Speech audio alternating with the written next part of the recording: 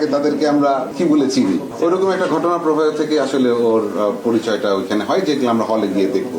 সবাই যাতে আমাকে টারজান বলেই ডাকে, আমাকে যাতে কেউ ইরফান বলে না ডাকে, আমি কখনোই আমার ক্যারেক্টারটা থেকে বের হতে চাইতাম না। তখন আমার কাছে নিজের কাছেও মনে হতো যে জঙ্গলের সাথে হয়তো আমার কোনো একটা কানেকশন আছে। যখন আমার ক্যারেক্টারটা সম্পর্কে প্রথম শুনি, আমি ফার্স্টে মনে করেছিলাম যে আমি হয়তো এটা করতে পারবো না। কেন আমার কাছে মনে হয়েছিল যেই বৈশিষ্ট্যগুলো বললো ক্যারেক্টারের, সেই বৈশিষ্ট্য থেকে আমি একদমই আলাদা। আমি প্রচুর মানুষের সাথে মিশি, আমি প্রচুর কথা বলি, আমি প্রচুর এক্সপ্রেসিভ।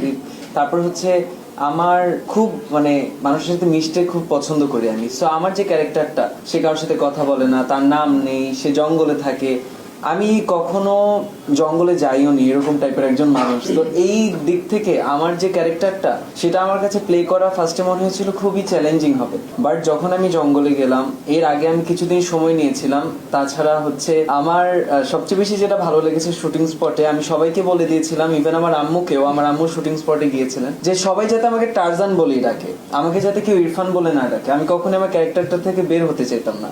ইভেন আমার যে কস্টিউমটা, আমি সেটা পরেই যখন ঘুমাতে যেতাম, সেটা পরেই ঘুমাতাম, যাতে হচ্ছে আমি সেই ক্যারেক্টারের মধ্যে থাকি। আমার আম্মু আমাকে টারজান বলে ডাকতো, শুটিং সেটে সবাই আমাকে টারজান বলে ডাকতো, এবং আমার সেই লুকটার পরে সবাই এত পছন্দ করেছে আমাকে টারজান হিসেবে। তো তখন আমার কাছে নিজের কাছে মনে হতো যে জঙ্গলের সাথে হয়তো আমার কোনো একটা কানেকশন আছে। তো আমি নিজেই বিশ্বাস করতে শুরু করেছিলাম। তো যখন জঙ্গলে গেলাম, শুটিং করলাম সবার সাথে, দে আর ভেরি ট্যালেন্টেড, এবং সবার সাথে যখন শুটিং করলাম তখন নিজের কাছে মনে হলো যে না, হয়তো কিছু একটা করতে পেরেছি।